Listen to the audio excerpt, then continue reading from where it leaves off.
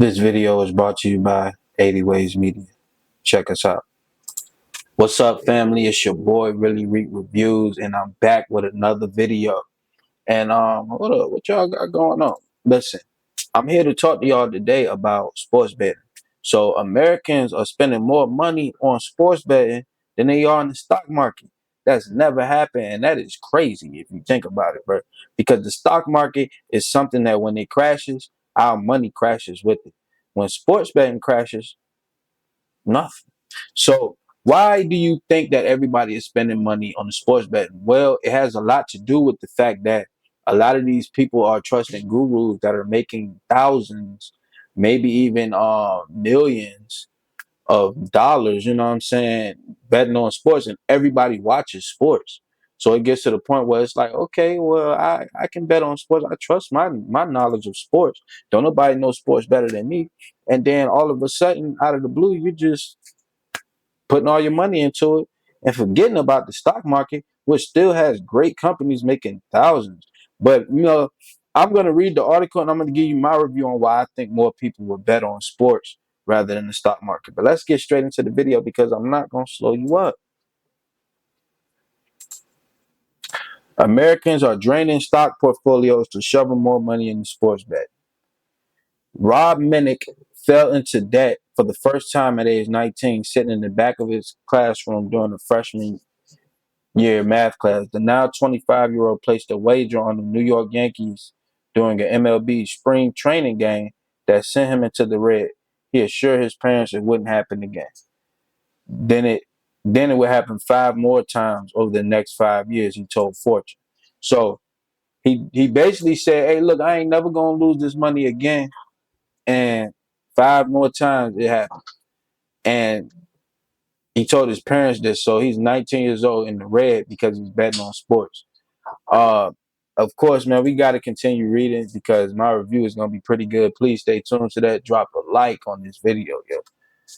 Minnick gambled away the unemployment checks he received from his college campus job as he waited out the COVID lockdown from his parents' house. When the stock market tumbled at the beginning of the pandemic, he yanked money from his stock portfolio and sold his Bitcoin and Ethereum, using the money to stoke the flames of a growing gambling addiction. My thought was, I need to get this money out and make it right back right now. And then I'll double it what I just had and then hold it.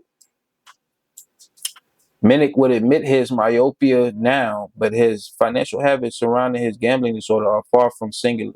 A new wave of studies has found an increasing number of Americans are dumping stocks and draining savings in order to fuel sports betting habits, finding themselves in financial turmoil as a result.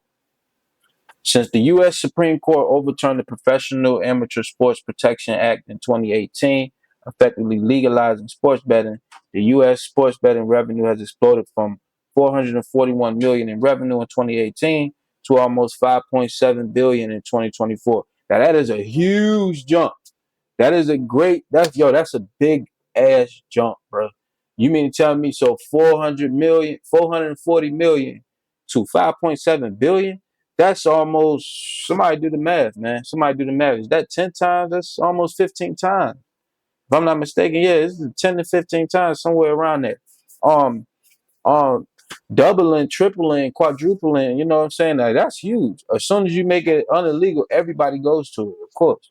So the industry has reportedly minted billion-dollar deals between leagues and online platforms like DraftKings and FanDuel. And ahead of last year's 2023 NFL season, 73 million Americans plan on placing bets. That's a big payday for the sports book and sports industry, yet it's a burn hole in the pockets of many gamblers. All right, so we're going to get straight into this review in about 2 more paragraphs because all of this is breaking down the money of it, and it might get a little clusterfuck in your head. We just here to have a good time real quick and get a quick little info. So this is a money losing proposition for most of these individuals. Scott Baker, as an associate professor of finance at Northwestern University's Kellogg School of Management, told Fortune. On average, this is representing a drain to people's finances. Baker authored a study which undergo peer review that found that household bets increased 1,100 per year in states that legalize online sports betting. Meanwhile, the study also shown found a nearly 14% decrease in net investments in households after the introduction of legal online sports betting. So basically, what's going on is, and I know, I feel like I got a reason why, a good, decent review why. So the reason why sports betting, to me, would make more than the stock market is because of that quick turnaround. Duh. No shit. Like, you know what I'm saying? No shit. It has to be the quick turnaround. Because what the quick turnaround is the game is going to be the next day or the next week. You know what I'm saying? I don't have to pay attention that much attention to the graph and grids and stuff like that. I don't have to do all that with sports betting. All I have to do is put my $300 in there and hope to make 1,200, or hope to make 800, or however many bets you place. Put my 3,000 in there and hope to make 12,000, because I know sports. What they don't understand is sports can be rigged, man. It's a game. Sports can be rigged, referees can be called, and then things happen. Things are different, changes. You know what I'm saying? Of course, you can bet on LeBron to get a triple double, but you can't bet on Ilgauskas, or you can't bet on you can't bet on, you couldn't bet on Lamar Jackson to run for a touchdown and then not do it. So sports betting is always going to beat the stocks because of the quick turnaround. It's not a whole lot of waiting and holding. I get my money right then and there, but it's still gambling, and it's basically just like playing the slots. It's basically just like shooting dice. Even though you can know sports all you want, don't you think we know the three-card Monte game by now? I know I picked that card. They know something, bro. They have a trick up their sleeve, and that's the same thing with all gambling. There's a trick up their sleeve. So I don't sports bet, even though I be wanting to. Plenty of people tell me, man, do a parlay. Yeah, man, why don't you try a parlay? I already tried it. I tried Bet MGM. And I think I put $50 up there because I was like, man, nah. So I put $50 on Bet MGM and I won like $200. I was like, you know what? Nah. I did it again, lost.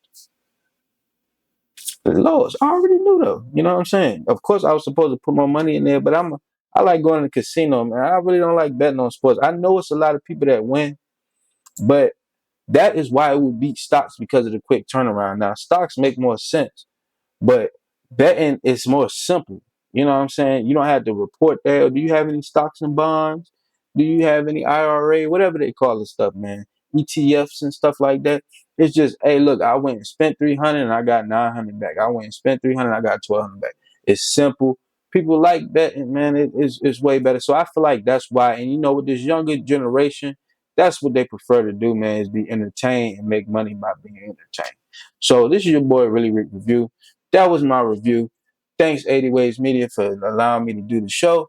And please drop a like, comment, share, subscribe. And always, thank you for watching. I'm gone.